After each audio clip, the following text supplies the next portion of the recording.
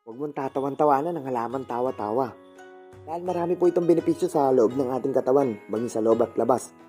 Unahin na natin ang babala. Labis po na pag-inom ng tawa-tawa ay hindi po talaga nare-rekomenda o hindi po pinapayo. Dahil ito po ay nagtatagli ng mataas na kemikal. Hindi rin po ito pwede sa mga tao nagdadalang tao.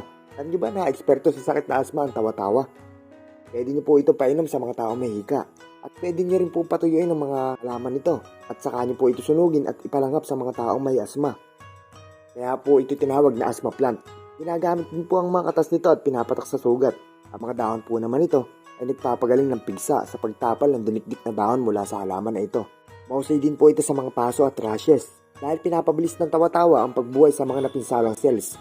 Ito nga pala na may kakayanan nito magpataas ng platelets. Nakatutulong talaga ito na makapagpagaling sa mga taong may dengue. Sa pagmumugpo naman ng nilagang ugat nito ay nakatutulong po upang mapabilis pong gumaling ang singaw sa loob ng ating bibig.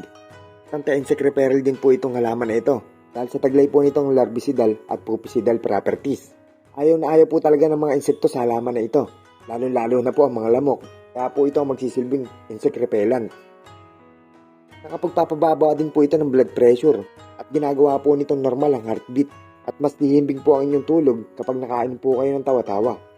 Ayon po naman sa DOST, ang halamang gamot po na ito ay nakapagpapagaling po sa mga taong may tuberculosis. Pampalakas din po ito ng ating immune system. Laban po sa mga sakit na pumapasok sa ating katawan. Ang mga sakit po naman sa tiyan, tulad po ng diarrhea, pagsusuka. Ang halaman tawa-tawa po ay talaga po naman nakatutulong sa ating digestive system. At kung ikaw po naman ay nakalalanghap ng mga usok mula po sa maruming hangin, mabisa din po ito dahil sa taglay nitong antioxidant properties.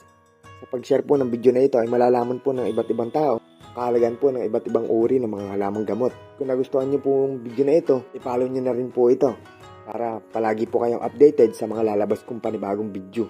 Para po sa ilang minutong dagdag kaalaman, muli ako po si King San Juan. Good health po sa inyo lahat. God bless po.